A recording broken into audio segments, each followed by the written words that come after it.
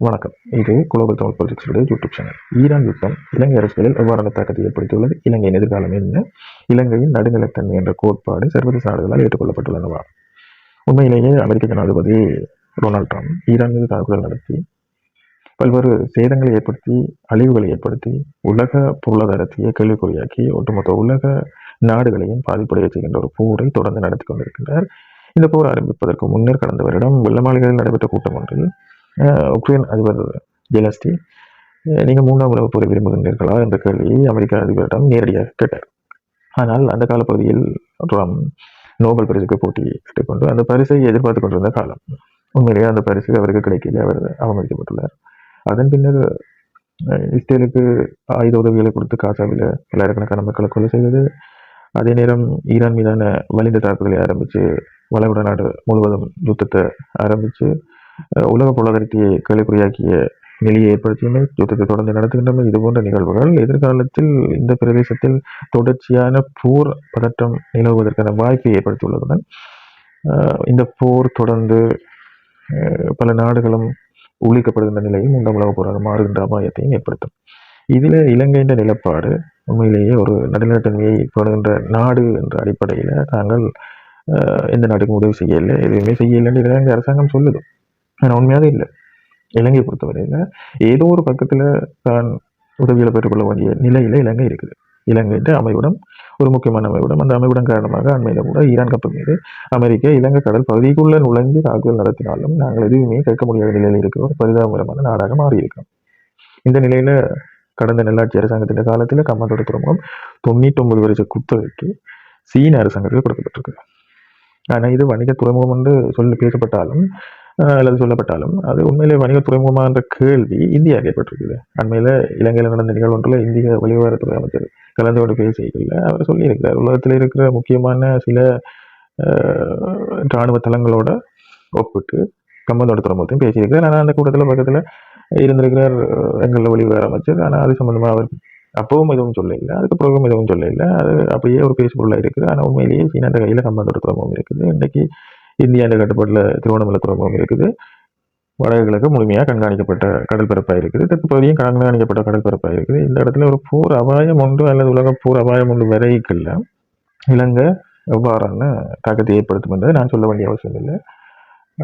ஈரானில் நடந்த போர் இலங்கையில் நேரடியாக தாக்கத்தை ஏற்படுத்தி இதை சர்வதேச ஊடகங்களில் இலங்கை முக்கியமான ஒரு செய்தியாக மாறி இருக்குது. குறிப்பாக இலங்கையில் ஏற்பட்ட பொருளாதார தடை காரணமாக, அதாவது எரிபொருள் பற்றாக்குறை காரணமாக ஒரு நாள் வேலை நிறுத்தத்தை இலங்கை அரசாங்கம் அறிவித்த இந்த செய்தியில இருந்து இலங்கை அரசாங்கம் வெளியிடுற சகல செயல்பாடுகள் இன்றைக்கு சர்வதேச ஊடகங்கள் இந்த பேசுபொருளாக மாறி இருக்கு. உண்மையிலேயே இலங்கை என்ற அந்த நாடு, எங்களோட நாடு இன்றைக்கு என்ன நிலையில் இருக்குதுன்றது எங்களுக்கு விளங்க வேணும். இலங்கையை நாங்கள் நடுநிலைத்தன்மையில் இருக்கிறோம் அப்படி சொல்லி கம்மந்தோட சீனாக்காரனை கொண்டு வந்து விட்டுட்டு அல்லது இந்தியாவோடு கொண்டு வந்து விட்டுட்டு நாங்கள் நடுநிலைத்தன்மையில் இருக்கிறோம். நாங்கள் யூஎன்ல 134 நாடுகள் சைன் பண்ணி உண்மையிலேயே ஒரு தவறு செய்து ஈரான் என்று சொல்லி கொண்டு வரப்பட்ட பிறகு எனக்கு கையொப்பம் போடுறதாலே எந்த பலனும் இல்லை, அல்லது கையொப்பம் விடாமல் போடுறதாலே எந்த பலனும் இல்லை. அந்த இடத்துல நாங்கள் நடுநிலைத்தன்மையாக இருக்கிறோம் என்று காட்டிக்கொண்டால் கூட நாங்கள் எங்களோட நாட்டில் அந்த கடந்த கால அரசாங்கமாக இருக்கலாம், இப்போ இருக்கிற அரசாங்கமாக இருக்கலாம், சரியான ஒரு சர்வதேச வெளிவிவகார கொள்கையை பின்பற்றுறோமா அல்லது சர்வதேச வெளிவிவகார கொள்கையை பின்பற்ற ஒரு ஸ்டாட்டிஸ்டிக்கை நாங்கள் பின்பற்றுறோமா? ஒன்றுமே இல்லை. இந்த இடத்துல போர் அபாயம் வருமா இருந்தால் ஒட்டுமொத்தமாக இலங்கை மக்கள்லாம் இந்த போரை தாங்க வேண்டிய ஒரு சூழல் வரும். இலங்கை ஒரு சின்ன நாடு. 2022-24 காலப்பகுதியில் ஒட்டுமொத்தமாக பொருளாதார பாதிப்பால் முடக்கின நாடு. எதுவுமே நாட்டில் இல்லை. விலைவாசி உயர்ந்துட்டு, காப்பு வங்கி சேவைகள் இல்லை, போக்குவரத்து இல்லை. அப்போ இருந்த அரசாங்கத்தில் நாங்கள் தவறு சொன்னாங்க, உரம் இல்லை, கடலுக்கு போடுறதுக்கு மண்ணே இல்லை, விவசாயிக்கு மண்ணே இல்லை, எதுவுமே இல்லாத ஒரு காலப்பகுதியில் நாங்கள் இருந்து நாங்கள் அடிபட்டு ஆட்சி மாற்றம் கொண்டு வருவோம்னு சொல்லி இடக்கால அரசாங்கத்தை கொண்டு வந்து இந்த அரசாங்கம் இப்போ சில கொள்கை ரீதியான தேர்தல் உடன்படிக்கைகளை முன் வச்சு வெற்றி அடைஞ்சு ஆட்சி அமைச்சிருக்குது. அதனால் இதே நிலை இப்போ திரும்ப எங்களுக்கு ஏற்பட்டிருக்குது. பொருளாதார பொருட்கள் சேவைகளின் விலை உயர்ந்திருக்குது, வாழ்க்கை செலவு உயர்ந்திருக்குது. ஈரானில் யுத்த நடக்கைகளில் இந்த பெட்ரோல் இந்த விலை கூடுது. கேட்டால் அங்கே கூடுறது இங்கே கூடுதுன்னு நாங்கள் சொல்கிறோம். ஆனால் உண்மையாக இல்லை. இங்கே இருக்கிற கையிருப்புக்கும் விலை கூடி இருக்குது. அது எதனால் குடிச்சது, அந்த காசு என்னத்துக்கு என்றது எங்களுக்கு தெரியலை. அதை விட ஏற்கனவே நாங்கள் வாகனத்தின் விஷயத்தில் வாகனத்தின் பொறுமதியோட பல மடங்கு நாங்கள் அரசாங்கத்துக்கு கொடுத்து கொண்டிருக்கோம்.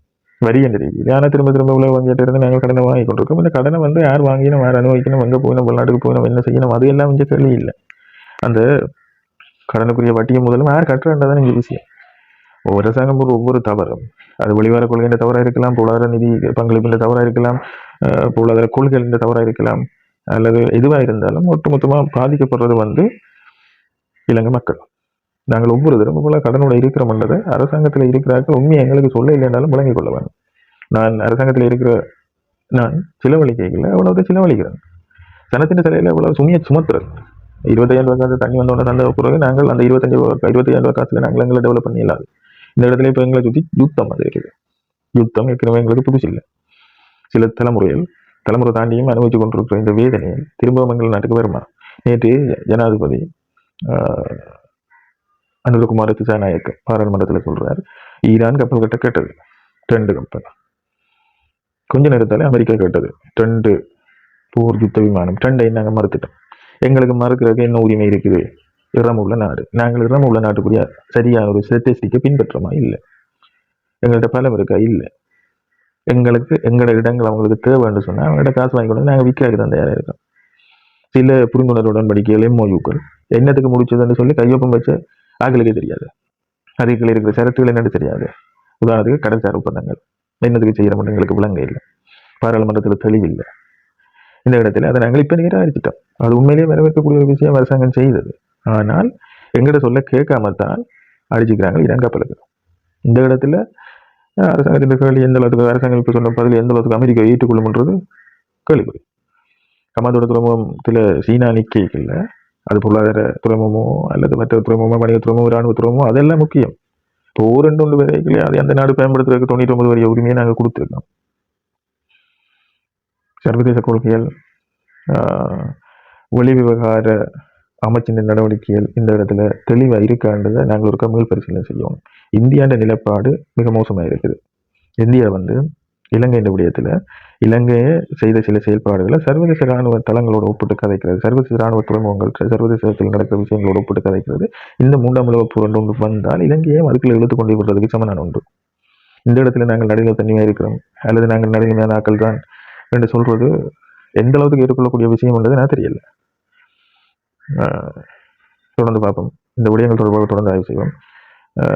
இப்போதைக்கு இலங்கை இந்த போரில் ஈரான் யுத்தத்தில், அதாவது ஈரானுக்கு அமெரிக்கா மேற்கொள்கிற இந்த யுத்தத்தில் இலங்கை எங்களை அறியாமலே ஈர்க்கப்படுறன்ற ஒரு விஷயத்தை நாங்கள் இந்த இடத்துல பதிவு செய்வோம். இதை இதோட முடிச்சு கொண்டு அடுத்த வீடியோவில் தொடருவோம். நன்றி, வணக்கம்.